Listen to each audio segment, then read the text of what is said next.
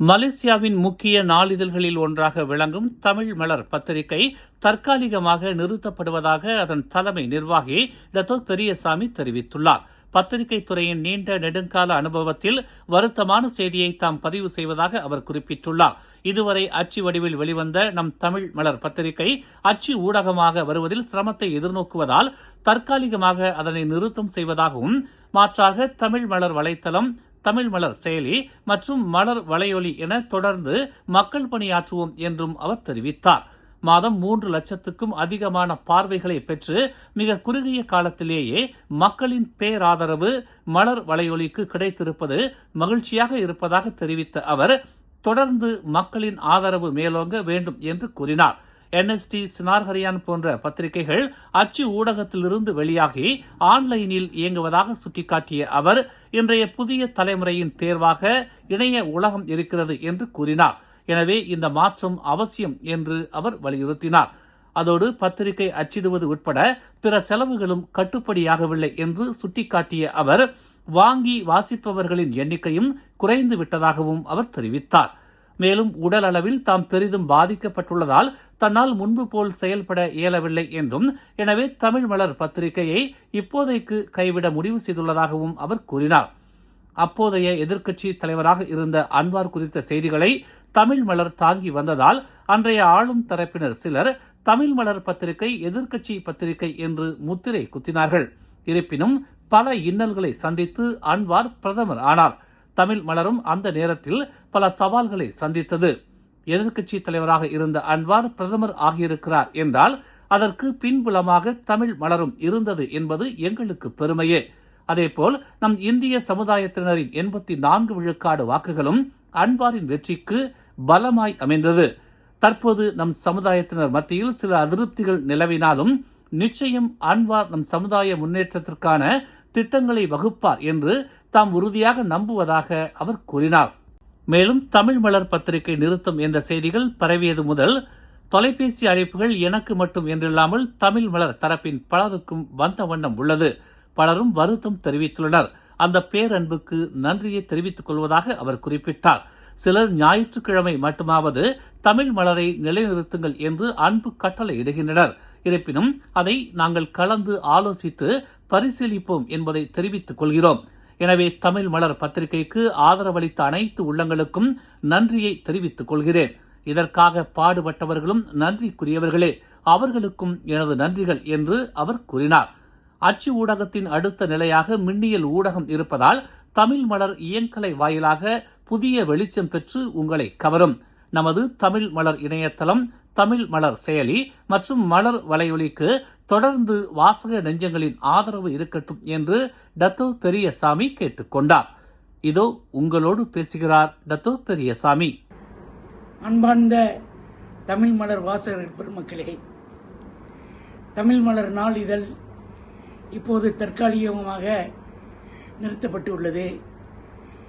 தற்போது பத்திரிகையின் செலவினங்கள் அதிக அளவில் இருப்பதாலும் மக்களிடையே தமிழ் பத்திரிகை வாசிக்க பழக்கம் குறைந்து ஏறக்குறைய எல்லா தமிழ் பத்திரிகைகளும் முக்கால்வாசி விற்பனை குறைந்த காரணத்தினால் இந்த ஒரு தர்ம சங்கடமான நிலை ஏற்பட்டுள்ளது. மறுசீரமைப்பு செய்து அதை மீண்டும் எவ்வாறு கொண்டு வருவது என்பதை பின்னர் உங்களுக்கு நாங்கள் தெரியப்படுத்துவோம். இதற்கிடையில் பத்திரிகைக்கு இதுகாரம் ஆதரவு வழங்கிய எல்லா தமிழ் நெஞ்சங்களுக்கும் எங்களின் உளமார்ந்த நன்றியினை தெரிவித்துக் கொள்கின்றோம். இதன் முக்கியமாக எனது உடல்நிலை கடந்த காலங்களில் பெரும் பாதிப்பு ஏற்பட்டதால் நான் நேரடியாக பல துறைகளிலே ஈடுபட முடியாமல் போனதற்கும் ஒரு முக்கிய காரணமாக இருக்கின்றது. நீங்கள் வழங்கிய ஆதரவு என்றென்றும் எங்கள் மனதிலே நிலைத்திருக்கும். உங்கள் அனைவருக்கும் மீண்டும் எங்களின் நன்றியினை கூறி விடைபெறுகிறேன். நன்றி, வணக்கம். முன்னாள் பிரதமர் முகைதீன் யாசின் மீதான அதிகார துஷ்பிரயோகம் மற்றும் சட்டவிரோத நடவடிக்கைகள் தொடர்பாக தொடரப்பட்ட வழக்கை வரும் மார்ச் மாதம் உயர்நீதிமன்றம் விசாரிக்க தொடங்கும் என்று தெரிவிக்கப்பட்டுள்ளது. துணை அரசு வழக்கறிஞர் வான் சகாருடின் வான் லாடின் மற்றும் பாதுகாப்பு வழக்கறிஞர் சேத்தன் ஜெத்வானி ஆகியோர் இந்த அட்டவணையை ஒப்புக்கொண்டதை அடுத்து நீதிபதி நூர் ரிவேனா நூருடின் அடுத்த ஆண்டு மார்ச் மாதம் முதல் ஆகஸ்ட் மாதம் வரை 29 நாட்கள் விசாரணை தேதியை நிர்ணயித்தார். வழக்கு மேலாண்மைக்கு நவம்பர் 27ஆம் தேதியும் பாஸ்போர்ட்டை தற்காலிகமாக விடுவிப்பதற்கான முகைதீனின் விண்ணப்பத்தை நவம்பர் 18ஆம் தேதியும் விசாரிக்க நீதிமன்றம் உத்தரவிட்டது. வான் சகாருடினின் கூற்றுப்படி சுமார் 30 அரசு தரப்பு சாட்சிகள் சாட்சியம் அளிக்க அழைக்கப்படுவார்கள் என்று நம்பப்படுகிறது. 78 வயதான முகைதீன் ஒரு தனி நபர் மற்றும் 3 நிறுவனங்களிடமிருந்து 232.5 மில்லியன் லஞ்சம் கேட்டதாக கூறப்படும் 4 அதிகார துஷ்பிரயோக குற்றச்சாட்டுகளுக்கு ஆளாகியுள்ளார். மார்ச் 1, 2020 முதல் ஆகஸ்ட் 20, 2021 வரை பிரதமர் அலுவலகத்தில் இந்த குற்றங்களை செய்ததாக கூறப்படுகிறது. பாகோ நாடாளுமன்ற உறுப்பினருமான அவர் புகாரி ஈக்விட்டி சென்டியான் பிரகாட் நிறுவனத்திடமிருந்து பெறப்பட்டு அவரது கட்சியின் கணக்கில் டெபாசிட் செய்யப்பட்டதாக கூறப்படும் 200 மில்லியன் நிதி தொடர்பான 3 குற்றச்சாட்டுகளையும் எதிர்கொள்கிறார். பிப்ரவரி 25, 2021 முதல் ஜூலை 8, 2022 வரை பெட்டாலிங் ஜெயாவில் உள்ள எம்பேங் மற்றும் சிஐஎம்பி வங்கி, ஜலான் ஸ்டேஷன் சென்ட்ரல் ஆகியவற்றில் இந்த குற்றங்கள் செய்யப்பட்டதாக கூறப்படுகிறது. கெடா மாநிலத்தின் நிலை மற்றும் பினாங்குடனான உறவு குறித்து நீதிமன்ற நடவடிக்கையை தொடங்க ஒரு சட்டக்குழுவை நியமிப்பதில் கெடா இறுதி கட்டத்தில் உள்ளது என்று கெடா மந்திரி பிரசாத் சனுசினோர் தெரிவித்துள்ளார்.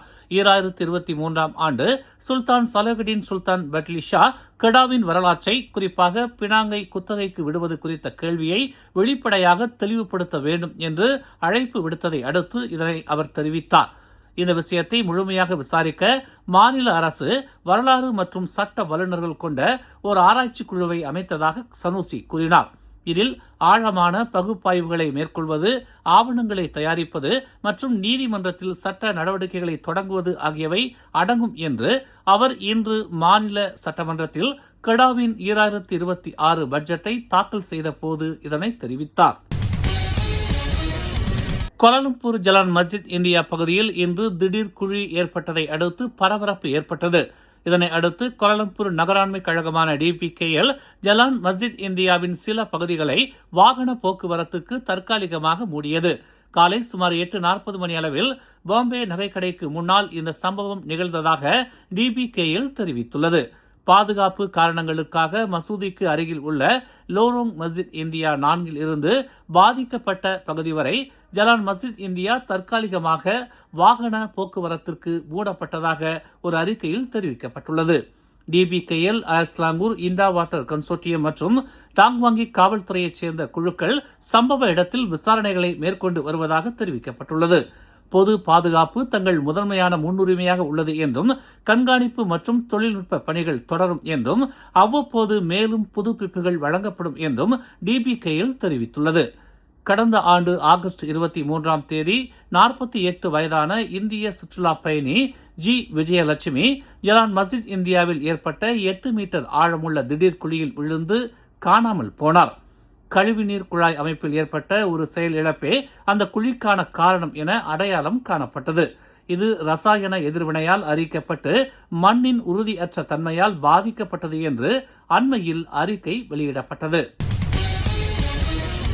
கிள்ளான் கம்போங் ஜாவா பத்து அம்பாட் லாட் 11113 உள்ள 5 ஏக்கர் நிலத்தில் கடந்த 60 ஆண்டுகளுக்கு மேலாக வசித்து வரும் நில உரிமையாளர்களை கிள்ளான் மாவட்ட நில நிர்வாகமும் ஸ்லாங்கூர் மாநில அரசும் வலுக்கட்டாயமாக வெளியேற நெருக்கடி கொடுத்து வருவதாகவும் இன்று 10/11/2025 தேதி வெளியேற்ற நடவடிக்கை மேற்கொள்ளப்படும் என்றும் தங்கள் குமுறலை வெளிப்படுத்தியிருந்தனர். எனவே உடனடியாக வெளியேறுவது என்பது சிரமம் என்பதால் கொஞ்ச கால அவகாசம் தேவை என்று நேற்று அவர்கள் கோரிக்கை வைத்தனர். இதனை ஓம்ஸ் அறவாரிய தலைவரும் மலேசிய அரிமா சங்கத்தின் தோற்றுநருமான ஓம்ஸ்பா தியாகராஜன் கவனத்திற்கும் தங்களின் இக்கட்டான சூழலை சம்பந்தப்பட்ட தரப்பினர் கொண்டு சென்றனர். வெளியேற்ற நடவடிக்கையை தள்ளி போடும்படி அவர்கள் ஓம்ஸ்பா தியாகராஜனிடம் முறையிட்டனர். இதனை அடுத்து ஸ்லாங்கூர் மந்திரி பிரசாத் அமீருddin ஷாரி, செந்தோசா சட்டமன்ற உறுப்பினர் குணராஜ் ஆகியோரின் கவனத்திற்கு ஓம்ஸ்பா தியாகராஜன் கொண்டு சென்றதை அடுத்து இப்பிரச்சினைக்கு ஒரு தீர்வு கிடைத்துள்ளதாக அவர்கள் தெரிவித்தனர். அந்த வகையில் இன்று அங்குள்ள மக்கள் வெளியேற்றப்படவிருந்த நிலையில் நிலத்தை விட்டு வெளியேற இம்மாதம் கடைசி வரை கால நீட்டிப்பு அறிவிக்கப்பட்டுள்ளது. இதற்கு ஆவணம் செய்த ஸ்லாங்கூர் மந்திரி விசார் அமருடின் ஷாரி, சட்டமன்ற உறுப்பினர் குணராஜ் மற்றும் ஓம்ஸ் தியாகராஜன் ஆகியோருக்கு கம்போங் ஜாவா பத்து அம்பாட் நில உரிமையாளர்கள் சார்பில் மனமார்ந்த நன்றியை தெரிவித்துக் கொள்வதாக அவர்கள் கூறினர். மேலும் செய்திகளை தெரிந்து கொள்ள தமிழ் மலர் இணையதளம், தமிழ் மலர் செயலி மற்றும் மலர் டிவி யூடியூப் சேனலை வலம் வாருங்கள். எங்களோடு இணைந்திருக்க மலர் டிவியை பதிவு செய்து கொள்ளுங்கள். உறவுகள் மகிழ்ந்திட விருப்பம் மற்றும் பகிர்வு சேவையை சொடுக்கிடுங்கள்.